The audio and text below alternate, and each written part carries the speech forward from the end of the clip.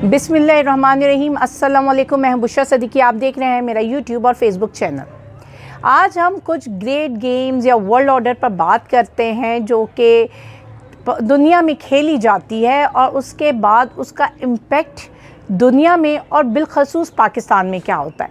अभी भी एक ग्रेट गेम कह लें, इसको कोल्ड वॉर 2 कह लें, दुनिया में चल रही है और अब उसका इम्पैक्ट, उसका हिस्सा पाकिस्तान किस तरह बनने जा रहा है, बनता है नहीं बनता है, ये आने वाले दिनों में भी क्लियर हो जाएगा। लेकिन जो भी गेम आप कह लें, इसको अगर हम ग्रेटर गेम 3 कहते हैं तो उसमें पाकिस्तान का किरदार, पाकिस्तान का फ़ैसला बहुत मायने रखते हैं। और ये जो ख़ित्ता है स्पेशली, जिसे मैं अब पाकिस्तान है, लेकिन जब भी कोई गेम खेला गया है, चाहे ग्रेटर गेम 1 हो, 2 हो, 3 हो, उसमें इस ख़ित्ते की बड़ी इंपॉर्टेंस रही है, जिसमें अफ़गानिस्तान भी शामिल हो जाता है और ये सब कॉन्टिनेंट, इंडिया और पाकिस्तान सारे मिलकर। देखिए, एक गेम जो थी, फर्स्ट गेम आप ये कह लें कि 1930s में, 1920s में शुरू हुई, जिसमें यूके भी था, अमेरिका भी था, जिसमें वर्ल्ड वॉर हुई, आपकी 1-2 वर्ल्ड वॉर हुई। उसके बाद 1947 तक आपने देखा एक नया नक्शा, एक नई दुनिया उभर कर सामने आई। नक्शे में 2 मुल्क आए, फिर अफ़गानिस्तान की हमेशा से अपनी इम्पोर्टेंस रही है। फिर एक वर्ल्ड ऑर्डर या एक नया गेम था, वो कोल्ड वॉर 1 थी, जो रशिया और अमेरिका के उसमें थी। और उसके बाद जो है रशिया के टुकड़े टुकड़े हो जाते हैं और उसके बाद जो वर्ल्ड ऑर्डर चलता है वो अमेरिका का वर्ल्ड ऑर्डर चलता है, अमेरिका का हुक्म चलता है। अमेरिका पाकिस्तान की, दुनिया की सुपर पावर बनकर उभर जाता है। अब चल रही है तीसरी जंग। अच्छा, ये तीसरी जंग बड़ी इम्पॉर्टेंट है। इसमें आप ये कह लें कि एक कोल्ड वॉर हुई थी, लेकिन ये कोल्ड वॉर से कहीं ज़्यादा आगे, कोल्ड वॉर से वहाँ पे शायद आपको एक फ्रंट पे लड़ना होता है। यहाँ कई फ्रंट है, यहाँ आपके इकनॉमिक फ्रंट है, वॉर फ्रंट, बैटलफील्ड है ही। तीसरी आपकी साइबर, मतलब एक साइबर वॉरफेयर भी है आपकी, इसका आपको बड़े सारे cyber warfare, economic warfare, legal warfare, इन सब से आपने लड़ना है और पूरी दुनिया में किस तरह अपना एक नया हुक्म लाना है। अब वो वर्ल्ड ऑर्डर किसका होगा? वो अमेरिका का तो है ही चल रहा, लेकिन अमेरिका के इस वर्ल्ड ऑर्डर को चैलेंज कर रहे हैं, सबसे बड़ा चैलेंज इसको चाइना है। दूसरी तरफ रशिया भी अपने पाँव मजबूत कर चुका है और सामने आकर खड़ा हो चुका है। अब जंग तो है, वॉर तो है, चाहे इसको इकोनॉमिक वॉर कह लें, आप साइबर वॉर कह लें, इसको लीगल वॉर कह लें, ये बेसिकली चाइना और अमेरिका के दरमियान है। क्योंकि अमेरिका को ख़तरा ये लग रहा है कि जिस तरह चाइना फैल रहा है कहीं अमेरिका सुकड़ कर ही ना रह जाए या उसका लोग जो है इम्पॉर्टेंस जो है चाइना को ना दे सके। उसकी पहली वजह जो उसका BRI रूट है, जो आपके 3 कॉन्टिनेंट्स को ज्वाइन कर रहा है, उसका ये रूट से वो डर रहा है। दूसरा जो इंडो पैसिफिक ओशन का रूट है, आपको पता है इंडो पैसिफिक ओशन की अपनी एक बहुत बड़ी इम्पॉर्टेंस है, क्योंकि 50% ऑफ ट्रेड जो कंटेनर्स हैं वो इसी रूट से होकर गुज़रते हैं। और इस रूट में चाइना जो है अब अपना, आप कह लें, दबदबा बनाने की कोशिश कर रहा है या वो उस पर बहुत वर्किंग कर रहा है, जिससे अमेरिका को ख़तरा है। क्योंकि अगर वो उस रूट पे काबिज़ हो जाता है और उसके बाद काबिज़ क्या होना है, मतलब अगर इस रूट पे उसकी डोमिनेंस, वो सारे ममालिक जो इस रूट को टच करते हैं वहाँ पे डोमिनेट कर जाता है चाइना, और उसके अलावा लोग फिर चाइना की बात सुनना शुरू कर देते हैं, तो अमेरिका को अपनी पोजीशन ख़तरे में नज़र आ रही है। इसलिए अब चाइना और अमेरिका आमने सामने। जैसे मैंने बताया, रशिया ज़ाहिर बात है वो चाइना के साथ खड़ा होगा, क्योंकि रशिया ने अपना बदला तो लेना है। और रशिया कई फ्रंट पे, जिस तरह यूक्रेन हो गया, अब जो मिडल ईस्ट की जो आपकी फ़लस्तीन इसराइल की जंग है, उसमें काफ़ी धचके पहुंचा चुका है अमेरिका को। और साथ में ट्रंप का इलेक्शन जिस तरह जीता है और जिसमें रोल रशिया कर रहा है, और स्पेशली उनके साइबर का जो रोल रहा है, वो आप कह सकते हैं कि बड़ा बेहतरीन वॉर लड़ी है, साइबर वॉर उन्होंने लड़ी है। तो इसलिए रशिया और चाइना इधर खड़े हैं, अमेरिका उनके सामने खड़ा है, अमेरिका ग्रुप बंदियाँ कर रहा है। अब अगर रशिया को टक्कर चाइना को अमेरिका ने टक्कर देनी है, तो अमेरिका को 2 लोगों की ज़रूरत है, 2 मुल्कों की ज़रूरत, एक चाइना, एक पाकिस्तान और दूसरा इंडिया। क्योंकि इंडिया के चाइना के साथ लड़ने के लिए अमेरिका को इंडिया की सपोर्ट चाहिए ही चाहिए। और साथ में जाहिर बात है इंडिया अमेरिका को क्यों सपोर्ट करेगा, this is a question. India को इकोनॉमी ठीक ठाक जा रही है, मतलब उन्हें इकोनॉमिक फ्रंट पे कोई भी मसला नहीं आ रहा है, और वो प्रोडक्शंस भी आप उनकी देख लें ना, इंडस्ट्रियल डेवलपमेंट्स उनकी देख लें। वो मोदी क्या कहता है कि वो ग्रेटर इंडिया की तरफ जा रहा है, और वो उसमें हम अगर ये हिपोक्रेसी निकाल दें और एक्चुअल बात करें तो वाकई इंडिया जो है वो तरक्की के मनाजिल तय कर रहा है। तो इंडिया क्यों अमेरिका का साथ दे या डिक्टेशन ले? अब यहाँ पे दो बातें की गई थी। ये बात की थी कि India is bound by interest, India का अपना एक बड़ा इंटरेस्ट है पाकिस्तान के हवाले से, और अब पाकिस्तान क्यों अमेरिका का साथ देगा या पाकिस्तान किसी भी मुल्क का साथ क्यों देगा? उसकी वजह ये कि Pakistan is bound by debt, India is bound by interest and Pakistan is bound by debt. यानी कि हमें पैसों की ज़रूरत है, हम कर्ज़े में हमारा बाल बाल भीगा हुआ है।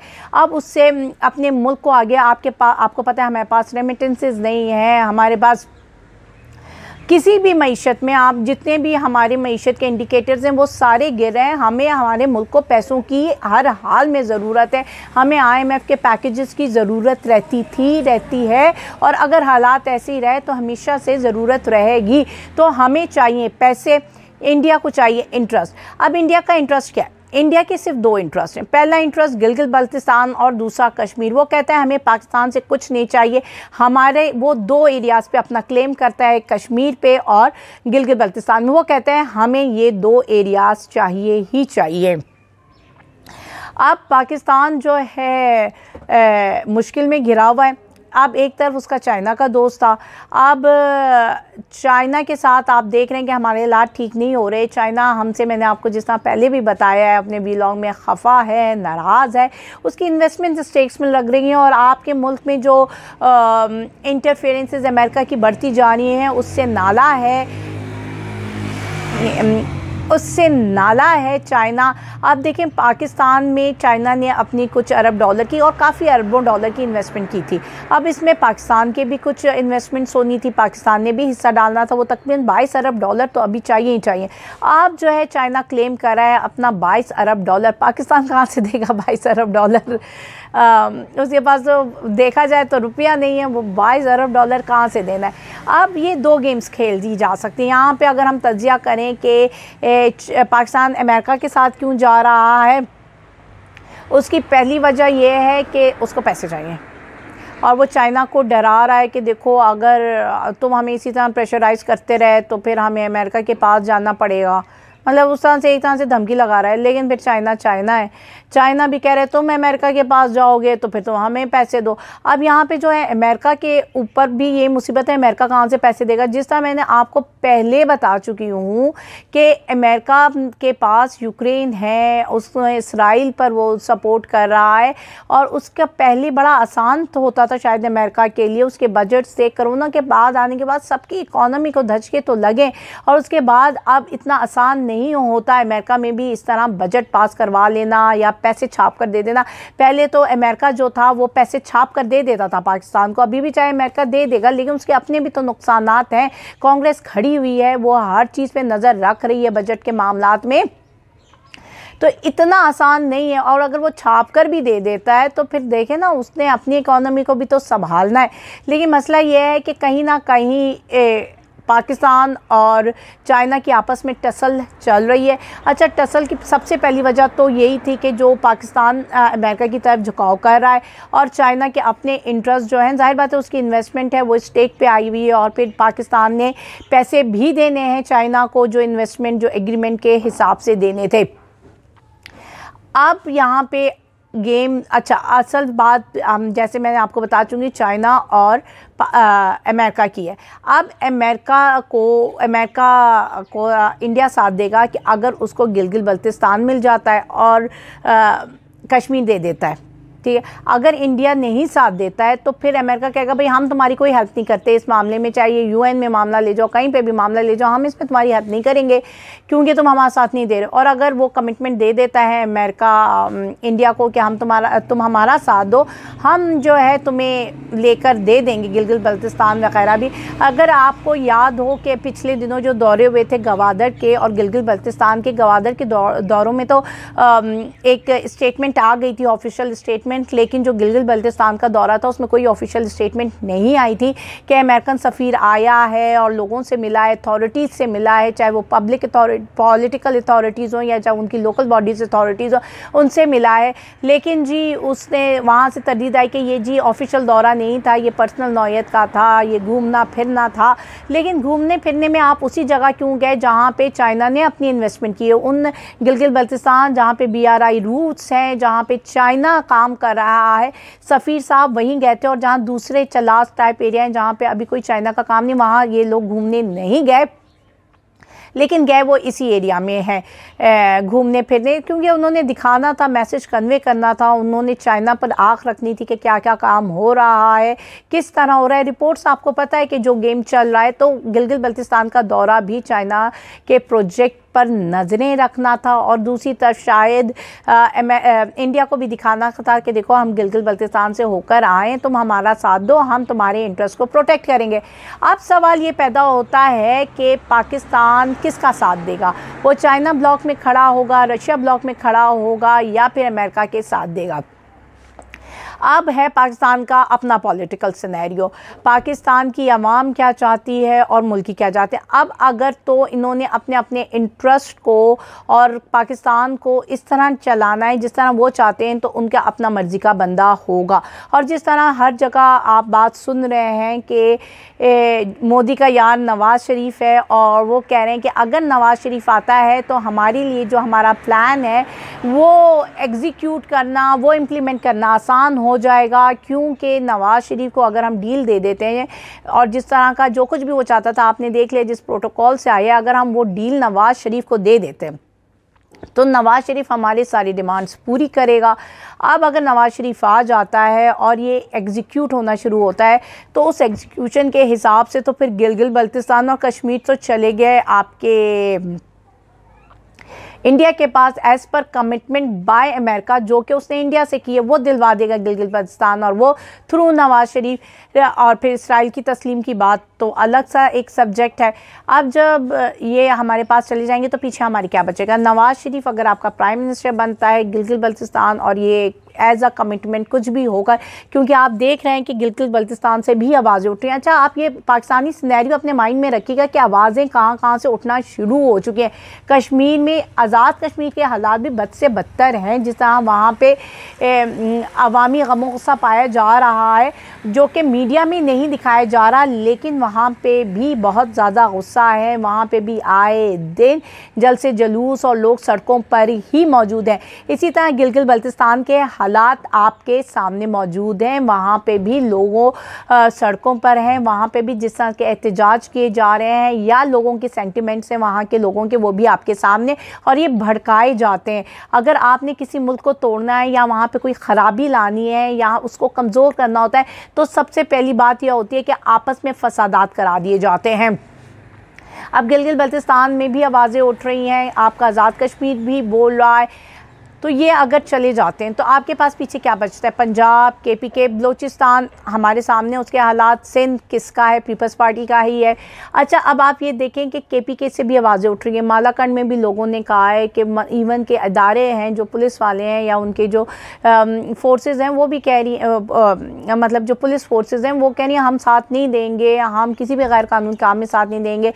अब अगर तो नवाज़ शरीफ आ जाता है और इमरान खान को किसी भी तरीके से 2 साल तक, 1.5 साल तक जो पूरा प्लान की इम्प्लीमेंटेशन टाइम है उस तक इमरान खान को खामोश करवा देते हैं या उसकी खुदा ना खास्ता जान को ख़तरा होता है, तो KPK की तो आवाज़ें उठ रही हैं।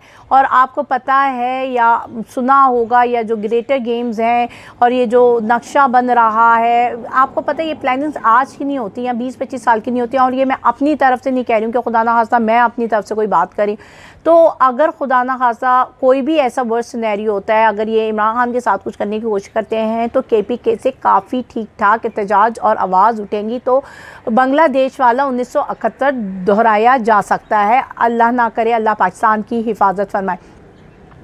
1971 दोहराया जा सकता है। तो फिर अगर KPKB अलग रह गया तो पीछे क्या बचा? देखा जाए तो पंजाब ही बचता है। और नवाज़ शरीफ का इंटरेस्ट सिर्फ पंजाब की हद तक ही है, क्योंकि वो हमेशा से कहते हैं ना, उनका तख्त है पंजाब, तो उनका जो तख्त है वो पंजाब में ही है, तो उनको कोई इशू नहीं है पंजाब में हुक्मरानी करने का। लेकिन ये सारी गेम पलट सकती है, ये सारी इम्प्लीमेंटेशन जो है, जो एग्जीक्यूशन है, वो ख़तरे में जा सकती है। उसकी सिर्फ़ और सिर्फ एक वजह है, और वो वजह है इमरान खान।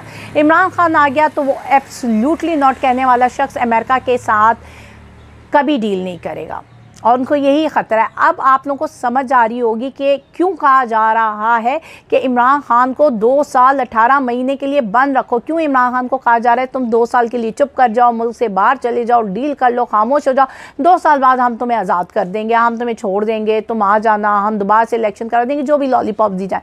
सिर्फ और सिर्फ ये कि 2 साल तक ये जो ग्रेटर गेम जो कि काफ़ी अरसे से चल रहा है, 25-30 साल, मतलब आप ये समझ लें कि रशिया जब से टुकड़े टुकड़े हुआ, उसके बाद से जो सोवियत यूनियन टुकड़े टुकड़े हुआ, उसके बाद से ये जो नया गेम चल रहा है, अब उसकी एग्जीक्यूशन में अमेरिका जो है चाह रहा है कि जल्दी से उसका एग्जीक्यूट किया जाए, इससे पहले कि चाइना डोमिनेट कर ले, उसका वर्ल्ड ऑर्डर ख़त्म हो जाए।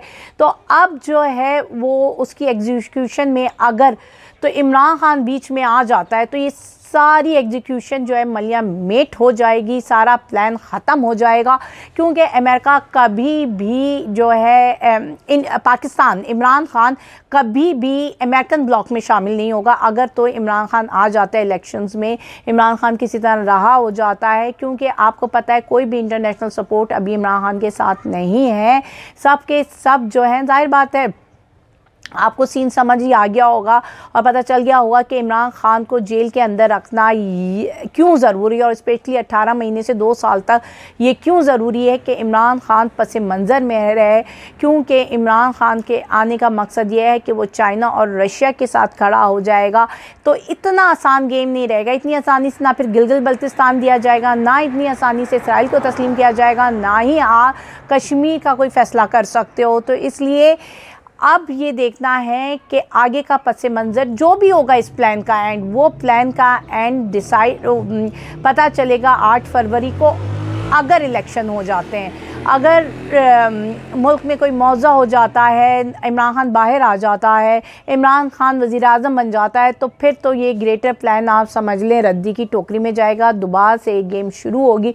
लेकिन अगर तो इमरान खान नहीं आता, नवाज़ शरीफ आ जाता है, तो बड़े स्मूथली वो जो भी ऑब्जेक्टिव हैं इस गेम के, इस प्लान के, वो अचीव हो जाएंगे। वो अचीव करना अमेरिका को आसान होगा, लेकिन अमेरिका की राह में सिर्फ एक रुकावट है उस प्लान को अचीव, उसके ऑब्जेक्टिव को अचीव करने में, वो है इमरान खान।